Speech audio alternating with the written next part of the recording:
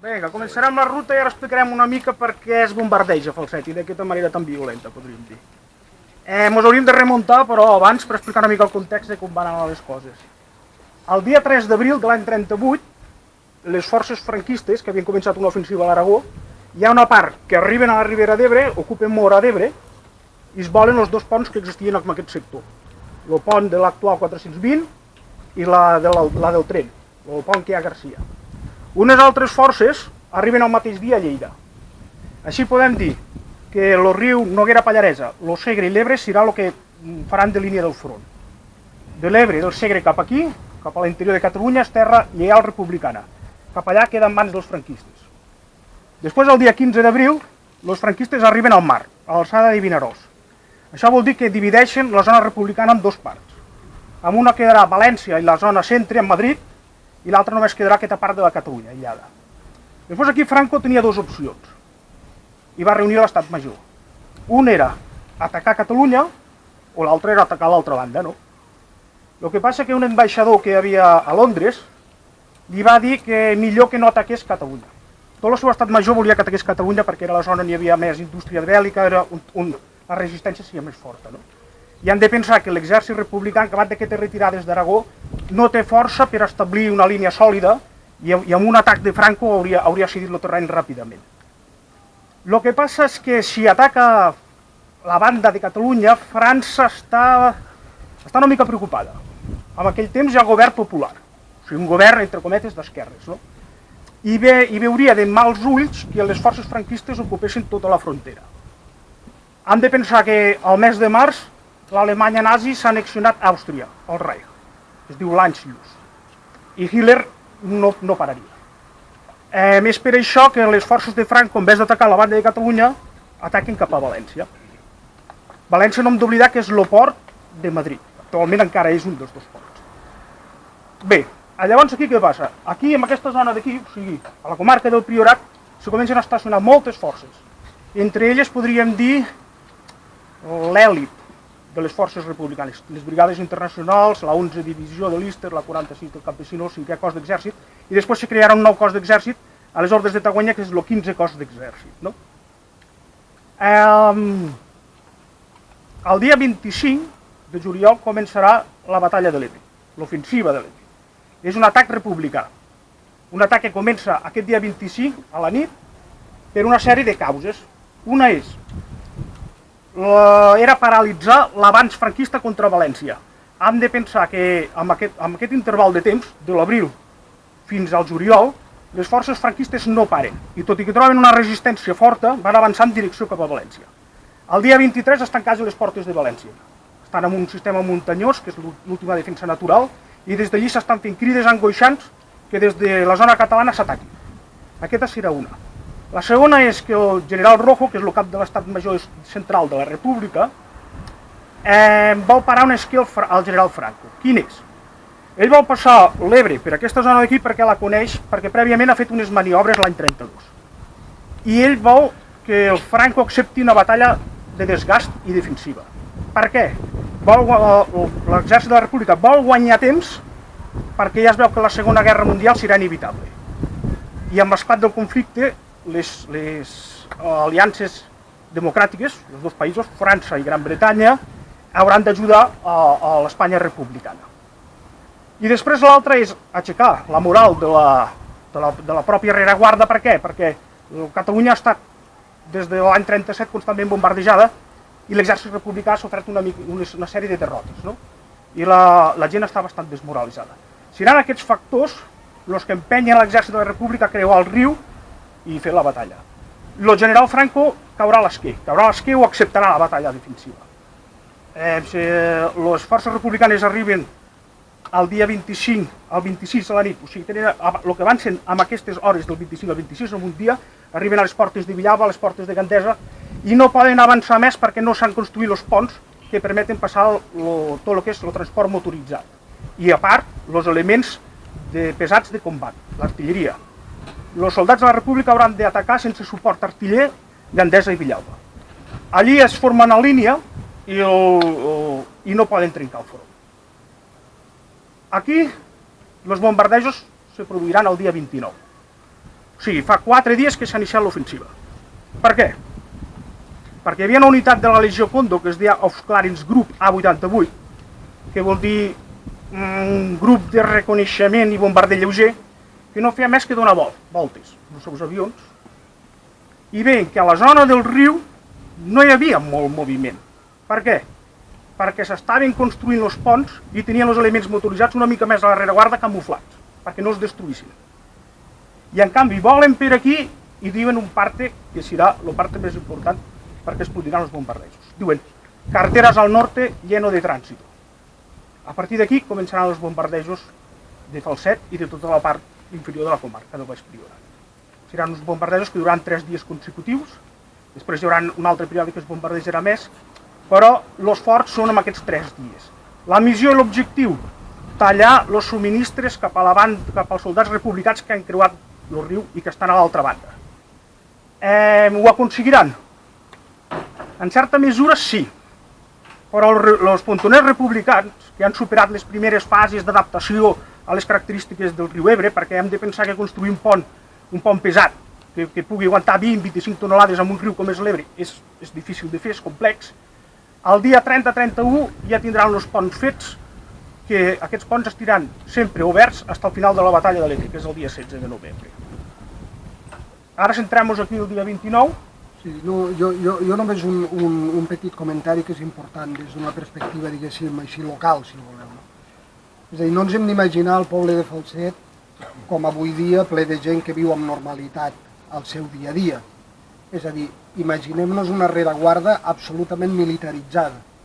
És a dir, les principals cases i els principals masos de Falset estan ocupats militarment.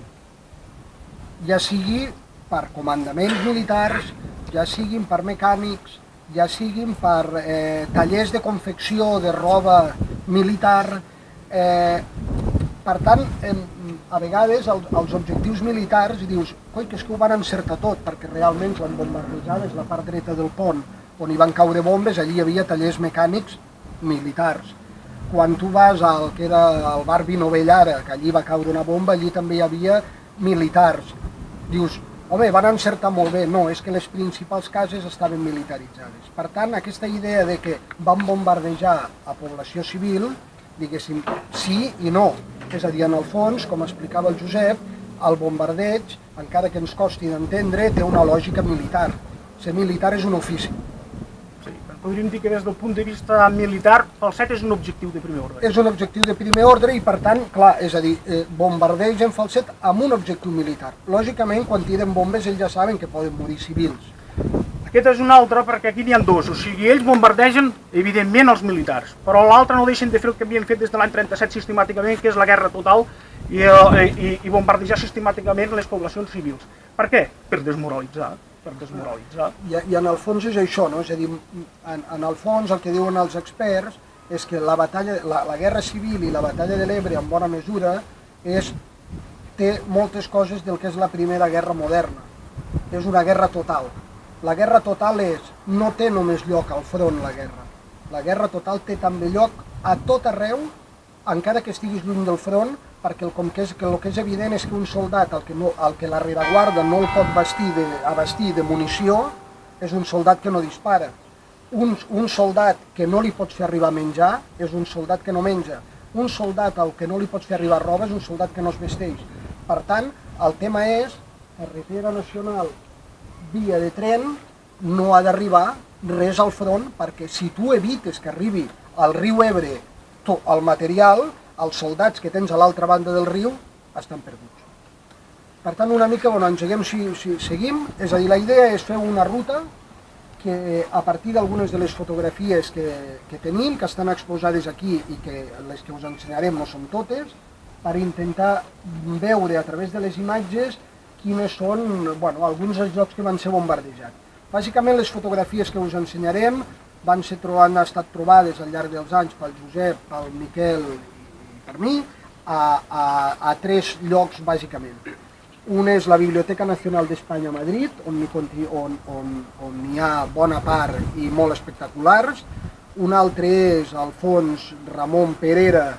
Ramon Perera era l'enginyer, al qual la Generalitat li va encarregar la direcció de la construcció de refugis de tot Catalunya, i al seu fons, que està a l'arxiu de Montserrat, hi ha fotografies de Falset bombardejat, perquè en bona mesura van vindre a documentar els danys que causaven els bombardejos.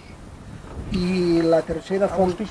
I la tercera són 5 fotografies de la família d'Agustí Centelles. Agustí Centelles està considerat el millor fotoperiodista català de la Guerra Civil. Tot el seu fons actualment està a Salamanca, després de tota una controvèrsia pública que molts coneixereu, i les 5 fotos que tenim aquí van ser cedides gratuïtament pels fills, sempre que només se'n fes un ús exclusivament local i de difusió i de divulgació local, que no se'n fa res més. N'anirem veient algunes i anem baixant. Tu, Miquel, has de dir alguna cosa? Sí, si voleu, una de les feines que vam fer fa 5 anys va ser, quan trobàvem les fotos, fer una comparació amb la dificultat que comporta comparar un poble 75 anys després. Aquí, ja que estem aquí al castell, ara us ensenyo aquesta foto, si voleu la passeu. És més o menys on hi ha aquell cotxe negre, potser una mica més avall, mirant cap allà, em sembla que li dieu los morrals, amb allò. Morral, doncs mirant cap allà. Llavors és això, comparar fotos de fa 75 anys amb l'actualitat, i és el que ens aporta molta informació. Podeu anar passant, us torneu, i qui vulgui, n'hi ha de la Quartera, n'hi ha del carrer de Baix, n'hi ha del Pont, i n'hi ha una de les novetats que hi ha a l'exposició, per qui no l'hagués vist fa 5 anys, és que hi ha 4 fotografies que fa 5 anys no teníem. Una és davant de l'Ajuntament, una altra és del carrer dels Arcs, una altra és, diguéssim, mirant del Consell Comarcal Quartera Vall, i una altra és un edifici derruït que no sabem identificar, i el que també es pot veure nou a l'exposició és que hi ha una pel·lícula de 50 segons de l'època de l'any 38 en què es veuen imatges d'edificis derruïts arran del bombardeig de Falset, Tarragona i Reus. Hi ha 15 segons de Falset en què es veuen carrer de Baix, carrer dels Arcs i Quartera, que són les úniques imatges en cine que sapiguem que existeixen en aquests moments, més enllà de que en puguin sorgir de noves, que igual és possible. Clar, perquè això són les cases aquestes d'aquí baix. I això és el carrer que vas baixant. Déu-n'hi-do. Aquí, com podeu veure, això és una foto d'aquest carrer, que també, clar, que has de fixar molt, has de veure coses, i es veuen els plataners, que ara ens ho tapen, perquè són grossos. Ara els deixem circular, es veu la serreta, però es veu perfectament aquest carrer, i aquesta taulada d'aquí al davall se distingeix perfectament. I es veu doncs l'enruna. I aquí hi ha documents que ens parlen, aquí a Falset hi havia un camp de presoners. Hi havia un camp de presoners del qual ne detenien altres camps de presoners. Al central estava Falset i n'hi havia un subcamp a Porrera, un altre a Cabassers i no sé si me'n deixo algun. Aquests eren presoners polítics, per entendre. Entre cometes, desertors o gent considerats de dretes que estaven represaliats per les autoritats. El que passa és que al passar el riu se capturen forces franquistes. Després hi ha una ordre que totes les forces franquistes s'han de concentrar pel Falset. Els porten a peu, amb uns quants que els custodien, i els porten d'aquí. Després aquí els tanquen, els concentren, fan tota la filiació i porten uns guàrdies d'assalt que la seva tasca serà la de custodiar com si fos els actuals Mossos d'Esquadra o la policia. Què va passar? Que quan voltaven aquests avions del reconeixement, ells van veure que hi havia moviment. Clar, no sabien que eren presoners seus. Gira cap aquí, I després van bombardejar entre cometes les seves mateixes forces, allò que no enfoc amic, però que no ho sabien. Hi va haver moltes víctimes de presoners i també de guàrdies d'assalt aquell dia. Estem parlant del primer bombardeig, que es fa, ara avui fa 80 anys, al dematí, va ser, a la vora de migdia. Després ja ho parlarem més detalladament. És a dir, hi ha una concentració de presos aquí a la cooperativa i els mata el propi bombardeig franquista i amb una quantitat difícil de determinar fins ara. És a dir, molt difícil de determinar, que és una de les grans, diguéssim, incògnites, ja en parlarem després, del número de víctimes mortals, perquè una cosa és la llista oficial, l'altra és on moria la gent, és a dir, tu podies ser ferit aquí i morir a Reus o a Vilafranca, i llavors no comptabilitzes aquí, i després hi havia presoners d'aquests que possiblement no figuren enlloc, perquè sí que saben figuren els guàrdies de salt, guàrdies de salt sí, però hi ha presoners d'aquests que les seves famílies encara deuen... I després també hi havia evacuats i refugiats. Cal fer una distinció. Els refugiats de guerra eren tota aquella gent que havia marxat de les seves cases perquè havien estat ocupades per les forces franquistes. Sobretot eren de Baix Andalusia, de la zona d'Almeria, i de dalt al nord, del front del País Basc i Santander i Astúries. Què va passar? Que els van portar cap a Catalunya i després la Generalitat els va anar repartint pels pobles. Cada poble, segons la seva població, li tocava quanta quantitat. I clar, aquesta gent sí que estan... La documentació votant d'aquesta gent no és molt fluida i no sabem realment qui eren els que eren aquí. Si es moria una persona que tenia els cognoms o no estava afiliat aquí a Falset, doncs no constava com a mort del poble.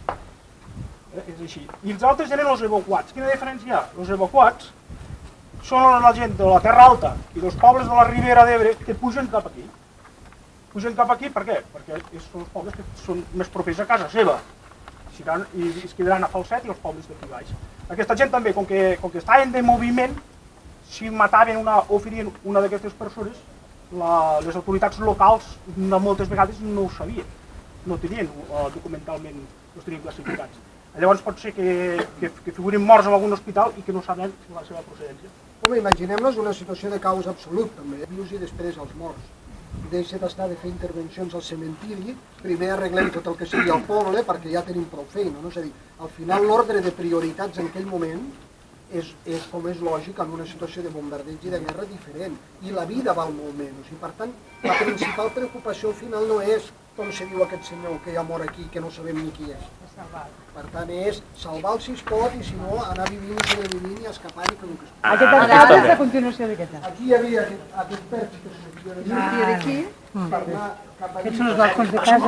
Sí, aquests són els balcons aquests. I clar, i és el que ara explicava el Xavier Borja, després de la guerra això va a terra, no els deixen, tot això no els hi deixen fer.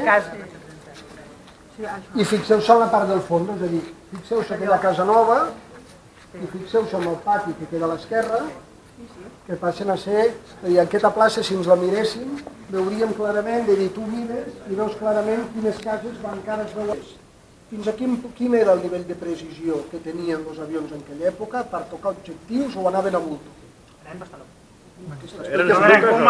estuques o no? No, eren avions de bombardeig. Els bombardejos ells els fan des d'una alçada superior als 3.500 metres.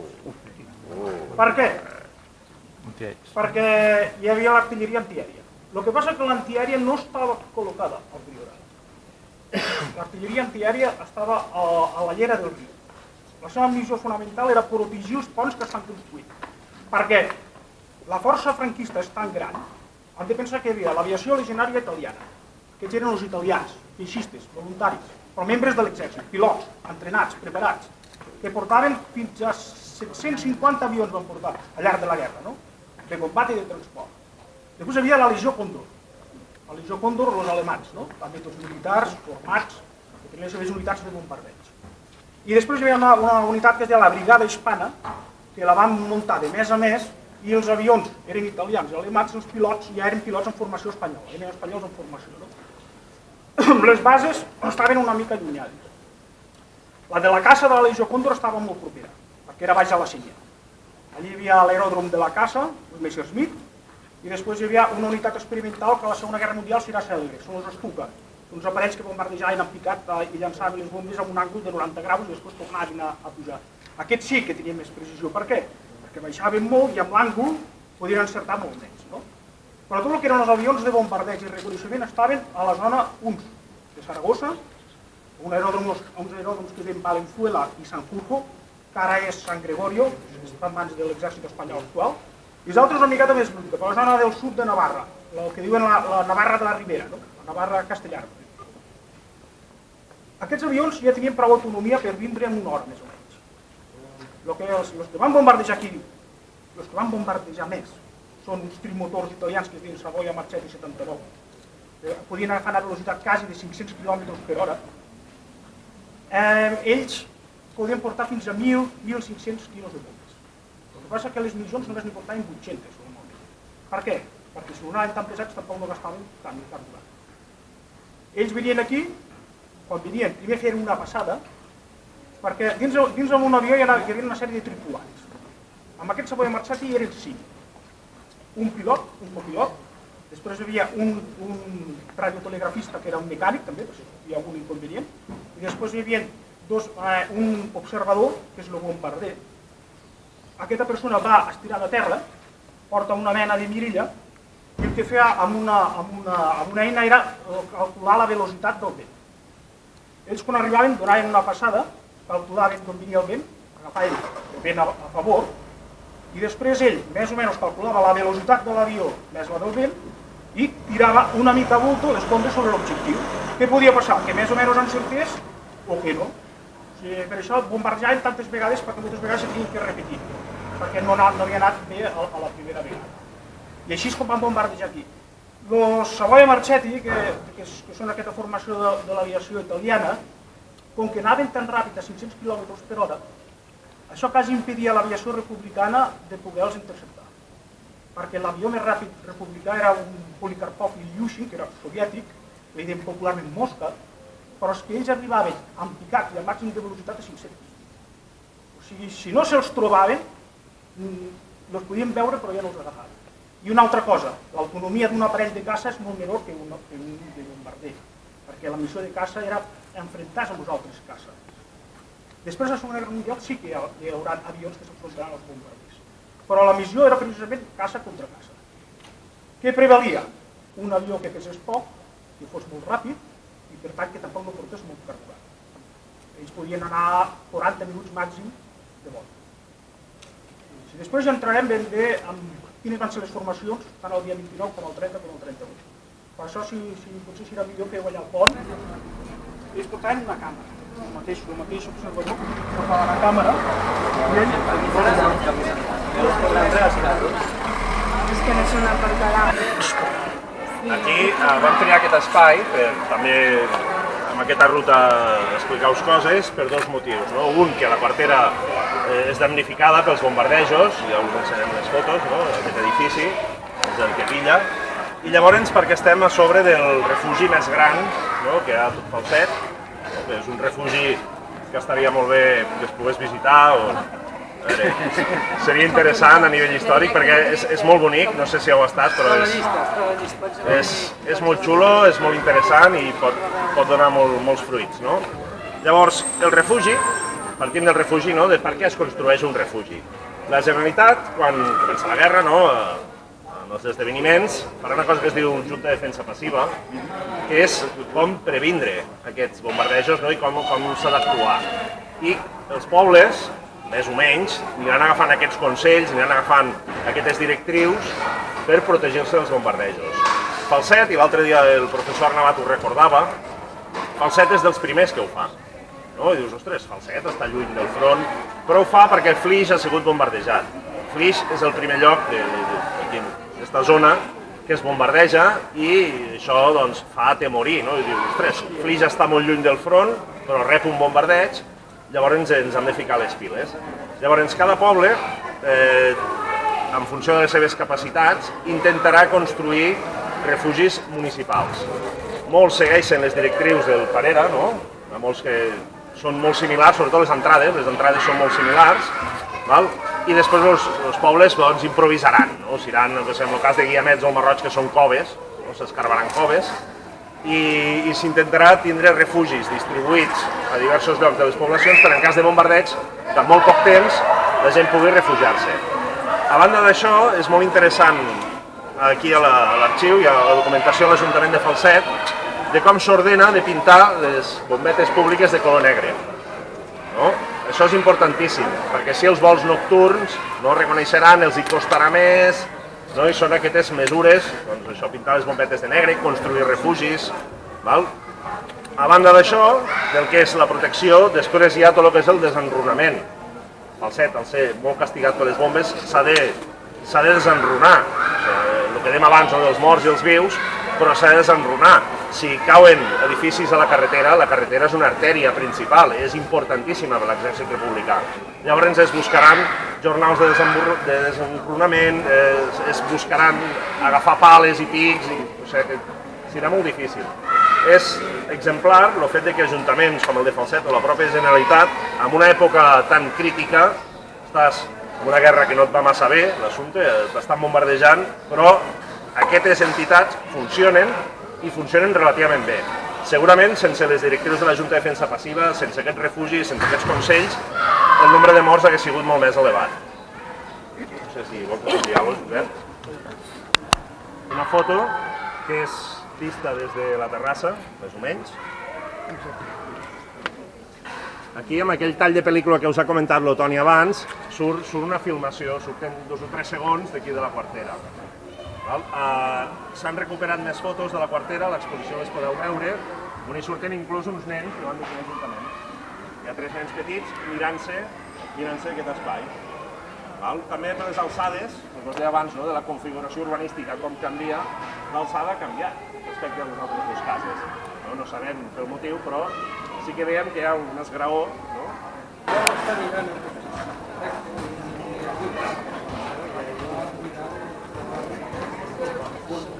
Com us deia abans, la informació sempre l'has d'anar buscant, però sempre trobes coses xules, com és que la barana o aquest balcó siguin exactament el mateix.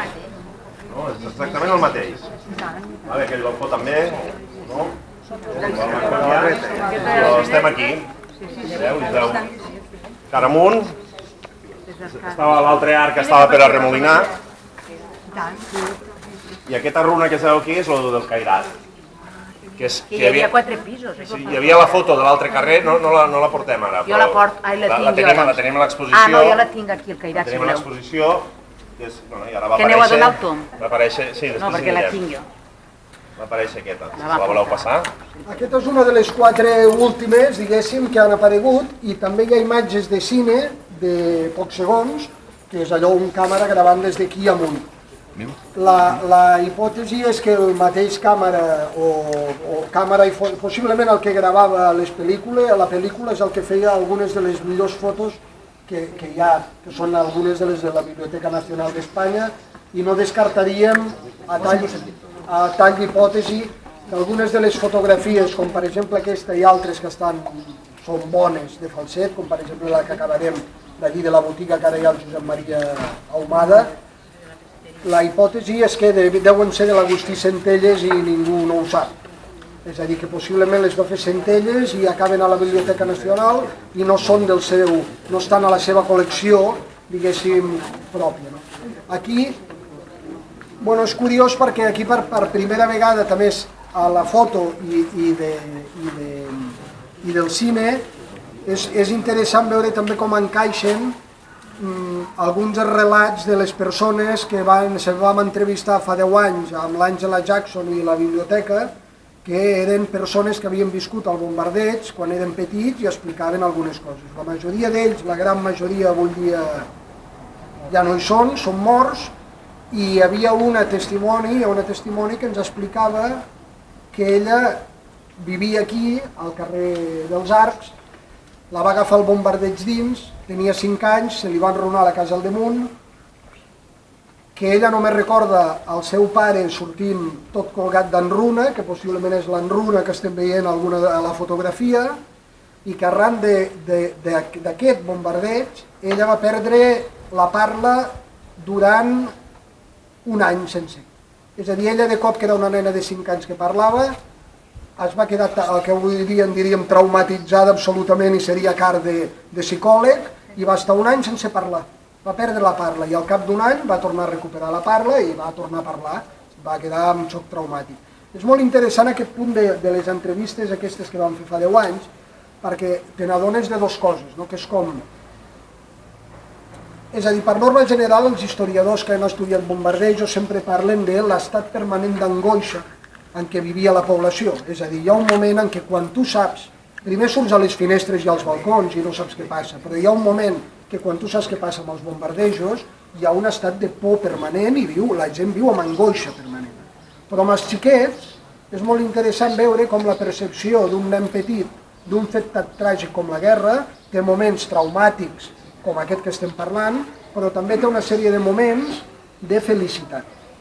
És a dir, hi ha testimonis que ens explicaven, nens petits, que el seu entreteniment era que quan sonava la sirena s'estiraven, anaven pels horts, s'estiraven i veien passar els avions. I aquella sensació d'estar fent vida intensa la recordaven amb un somriure a la boca, no? És a dir, realment és curiós. Clar, i a més, com que tiraven a bulto, el risc era gros, tu podies estar amb honor i podies estar mort. Però després passa això també, que tornem a una cosa que, bueno, parlarem una mica més allà a la Fontbella, no? Però pensem que, com ja sabeu, la gran majoria, que el poble està, i insisteixo en el que dèiem al principi, és una rereguarda molt militaritzada i bona part de la població no està vivint al poble, sinó que està vivint pels masos, per les casetes i un poc, perquè en principi és, en teoria, més segur. És aquest edifici, no?, el que es queda més perjudicat. Tenim la sort, no?, de que hi hagi una foto de banda i banda. I aquí hi ha una curiositat, no?, que és aquí damunt, just davall del balcó, veu una placa d'això dels seguros. Veu que està xafat cap dintre. Podria ser, no?, una esquirla de metralla que hagués afectat, no?, i que és un record que encara el tenim i que val la pena, no?, que encara quedi un testimoni. Bé, aquí la foto no la tenim, està dalt a l'exposició de l'absis del castell. Que també va ser bombardejat tota aquesta zona d'aquí de la Fontbella. Aquesta casa d'aquí que al terrat amb les floretes, el papa sempre explicava que van sortir just la família, però l'ànima no el van poder treure i se'ls va quedar dins. El pintor, I aprofitarem per a llegir-los, perquè aquí s'ha de llegir perquè hi ha moltes dades, que és la documentació que van fer els italians, que van ser els que van bombardejar més falset. Divendres 29 de juliol de 1938, primer atac. Dura de les 11:57 a les 12:03, amb horari franquista. Els republicans tenien una hora més avançada, no era igual l'horari. O sigui, els republicans eren de les 12:57 a la 1:03. Sí, va ser un atac simultani contra Falset i l'estació de Marçà. Hi va participar el 111 Stormo di Bombardimento. Estava format pel 29 i 30 Grupo de Bombardeo Veloz. Hi havia 4 bombarders, trimotors Savoia Marchetti 79, que és el que s'ha dit Esparviero, de la 280 Esquadreta i una de la 281. Total, els que van bombardejar el primer bombardeig de Falset van ser 5. Van llançar 40 bombes de 100 quilos, o sigui, 4.000 quilograms, 4 tones, des de 4.500 metres d'alçada. Hi van haver 25 morts, 90 ferits, molts d'aquests eren presoners franquistes, també i guàrdies d'assalt. Hi van quedar 30 edificis totalment destruïts i 180 d'impactats. Per què hi ha tants morts? Perquè és el primer. O sigui, agafa per sorpresa tant a la població com als militars.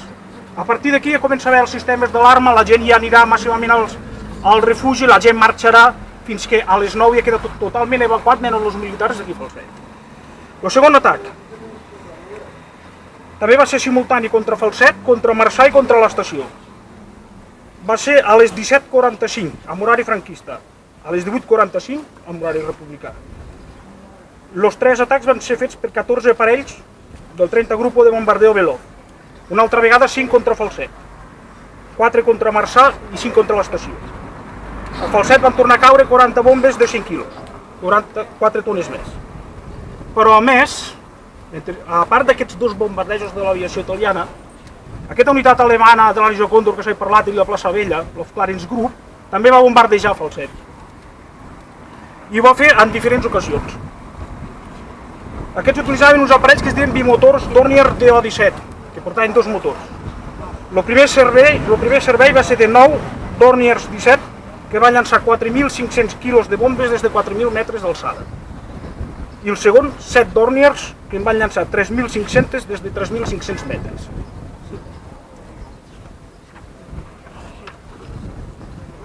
I ara aquí passarem al dissabte. Això només un dia, Josep? Això només el dia, això el primer dia. Després el dissabte, l'endemà, 30 de juliol, Divendres. 30 de juliol, l'endemà, torna a haver un atac de l'aviació italiana. A la 1:09. També a vegades bombardejant amb aquesta hora, perquè era l'hora que hi havia més moviment. Si ho feien de bon matí, doncs no agafaven tanta gent, és així. Va ser un atac simultani contra Falset, Marçà i aquesta vegada Marroig, que van bombardejar de més a més. Va ser una altra vegada l'aviació legionària italiana peninsular. Això no s'ho havia dit encara. L'aviació italiana tenia dos grans masses, la de Mallorca i la de la península. Perquè molta gent que recorda o diu recordar que els avions venien de direcció de mar. I els avions, el que feien, venien de Saragossa a una alçada més elevada, i com allò que s'ha explicat que buscaven el vent a favor, quan bufava garbinada ells el que feien era anar cap a la banda de la Mola, inclús a vegades fins dins al mar, i llavors giraven a vent a favor, baixaven d'alçada i llavors era com bombardejaven amb una sola passada. Ells avançaven els 5 avions amb una cunya, com van fent com una V, per entendre-nos, i tot el que agafaven, doncs ells tiraven. El papa li deia paves. La pava és una altra cosa. Pava és un avió de reconeixement. Sí, però popularment Pava... Pava llavors se li va dir tot tipus se li va dir d'avió. a tot. Tècnicament era només un de reconeixement, però a vegades era el que la gent veia i sentia. Per tant, aquest pel soroll, no? Era, Josep? Era un avió solitari que baixava molt avall, baixava avall perquè ja hem dit que no hi havia artilleria antiaèria, o sigui que ells podien baixar a una distància prudencial, i el que feia era fotografies, constantment fotografies, i també portava una petita dotació de bombes que si hi havia alguna cosa que els cridava l'atenció, com podia ser una concentració de camions, n'agafava i les tirava allà. Amb aquest bombardeig del migdia del 30 de juliol, del dissabte, hi van participar 5 aparells més, 5 avions, 3 de la 280 Esquadreta i 2 de la 285 i van tornar a llançar 40 bombes de 100 quilos. L'alçada la mateixa, 4.500 metres. I l'últim, el diumenge, el 31 de juliol, tornen a vindre i ataquen amb un atac simultani Falset i els guiamets. Aquest és a la tarda. I tornen a ser 5 aparells més. En aquest cas, 4 de la 285 Esquadreta i una de la 280. I tornen a llançar la mateixa quantitat de bombes, 40 bombes de 100 quilograms, 4 tones. Però amb aquest només hi ha 2 ferits. Aquí hem vist ja com hi ha algunes mesures, ja s'ha evacuat, i aquests ferits són militars, que estaven, perquè hi havia, com hem dit abans, dependències militars. Això només són els 3 dies aquests, que és el que nosaltres hem centrat l'exposició, no? Perquè és la part que impacta més i la més forta. Després també hi van haver de bombardeig a l'agost i també hi van haver bombardejos al novembre. El que passa que aquests ja en parlarem en una altra ocasió més endavant. No? Ja està, això es aconsegueixi amb les formacions, la documentació italiana, perquè ells ho tenen tot molt ben classificat. I ara seguim amb la... Bueno, i aquí només una cosa és, hem volgut parar aquí, a banda de la foto, al final en la memòria popular, com sabeu, sempre s'ha dit que la Font Vella havia sigut un dels barris més castigats i a banda un dels llocs on hi havia hagut més morts. Al final és veritat que hi va haver molts morts també a la zona, diguéssim, ja quasi tocant cap a Sant Gregori. Hi havia, i en principi cal entendre-ho amb un parell de lògica, amb una lògica militar, diguéssim, que és allí hi havia hagut campament militar, sabem que cap a la zona de Sant Gregori hi havia hagut campament militar i cap a la zona on ara hi ha el poliesportiu, i sabem també que hi havia campaments de refugiats. És a dir, hi ha un document municipal en què es parla de que s'avisi als refugiats de que no estenguin la roba, perquè al final, igual que parlàvem de que tu no poguessis fer res, és a dir, igual que havien pintat les bombetes de negre, igual que els soldats al front, si portaven un plat metàl·lic, havien de mirar de no fer llum perquè allò podia ser un senyal, diguéssim, hi va haver una ordre de que els refugiats no estenguin la roba perquè allò pot ser. És a dir, per tant, sabem que aquí hi havia hagut moviments de tropes, de refugiats, i a banda hi havia gent, hi va morir gent de Vall d'Avellaners, hi va morir gent de Vall d'Avellaners i gent jove que s'havia anat a refugiar de Vall d'Avellaners. Per tant, estem davant de la memòria popular sempre, bueno, o almenys jo això ho havia sentit dir, sempre la Font Vella havia sigut el barri més castigat, és on hi va haver més morts, i la lògica militar que cal buscar és una mica aquesta, no? Encara que soni dur, és a dir, al final és una mica el que dèiem al principi. Vist des de baix no li trobes cap lògica, però hem d'intentar fer l'exercici d'entendre quina és la lògica d'un professional de la guerra, que és un militar, i per què fan el que fan. I la lògica és militar a banda d'atemorir la població, atemorir la rereguarda, que també forma part del front, com parlàvem abans, en el sentit de que és fonamental. Un front sense una rereguarda activa és un front mort. De 25 a 40 morts, clar, hi ha una diferència molt gran, no? Però de 25 a 40 és quasi el doble. Però el que va passar aquí, que quan hi va haver tant caos a l'hora de l'evacuació sanitària, que de Reus va pujar un equip del doctor Ibars, que després, posteriorment, ja tenia la clínica Ibars a Reus. Ell estava treballant a la defensa passiva de Reus, perquè Reus i Tarragona era bombardejada quasi cada dia. Hi havia indústria de guerra, però eren ciutats grans, no? Quan hi va haver coneixement que s'havia bombardejat Falset, van pujar amb ambulàncies i ells van ser els primers a atendre i se'ls van endur. No els van portar cap als hospitals militars aquests, ells se'ls van endur cap a Reus. Què va passar? Que n'hi van haver que van morir pel camí. Clar, aquesta gent, si no hi havia una documentació clara, ells els van entrar al cementiri, els van enterrar al cementiri de Reus, però no sabem qui són. I a banda allí no pot constar que són morts o ferits al bombardeig de Falset. Sí, no. Sí, pot constar o no, i llavors, clar, això dificulta molt el fer càlculs de quanta gent va morir al bombardeig, com dèiem abans. Veieu, aquí sí que, per causalitat, encerten a un lloc, diguéssim, polític, no? Però és fruit de la causalitat, no?, el que us ha explicat el Josep abans. Fixeu, aquí fica, és de la CNT, no?, i Sí, diu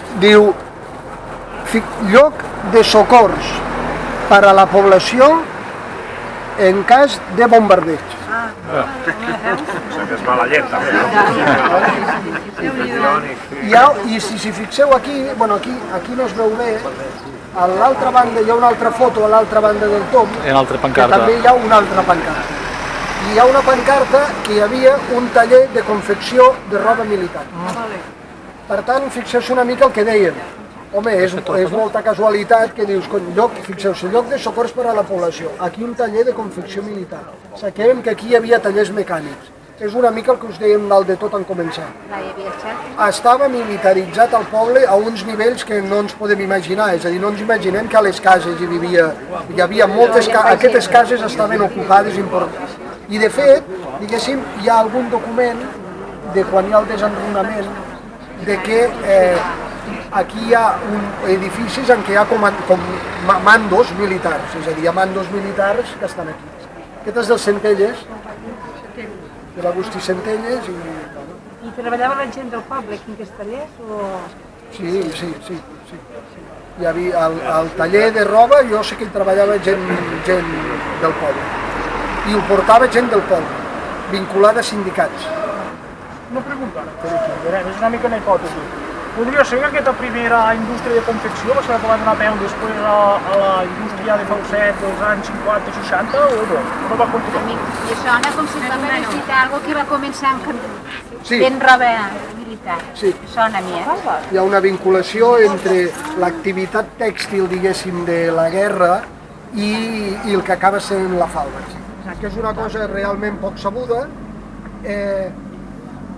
Hi ha unes fotos de Falset que no estan a l'exposició, que són les que jo només les he vist en contacte, en foto de contacte, així en petit, fa cosa de 20 anys, quan va començar a no jubilar amb la memòria i remenàvem tot allò amb el de Montblanc, que són unes petites fotos que no són públiques, estan a la fundació del Robert Capa, de l'agència Magnum, i és que el Robert Capa va fer fotos aquí. Va fer fotos, una es veu a aquesta casa, la casa ja està enrunada, perquè es veu aquí ha caigut una bomba, han reconstruït el teulat, es veu que a través d'una foto es veu que no hi ha vidres, i hi ha una pancarta gran amb noms de soldats internacionals de les brigades internacionals morts, d'homenatge. I hi ha 4 o 5 fotos que no van ser mai, diguéssim, positivades ni han entrat mai en cap col·lecció definitiva de Robert Capa, però diguéssim el gran Robert Capa també va fer fotos aquí, a banda de fer fotos a la Torre de Fontaubella, que aquestes sí que estan a la col·lecció definitiva seva, revelades, diguéssim, com cal. Se la vol passar. Una cosa voldria afegir, quan nosaltres muntàvem això a partir de les fotos, vam anar a mirar l'arxiu de Regiones Devastades. Regiones Devastades és una institució que crea el franquisme, el govern de Franco, per després de la guerra reconstruir. I clar, Regiones Devastades, com que han de tipificar tots els desastres que hi ha hagut, ens dona molta informació.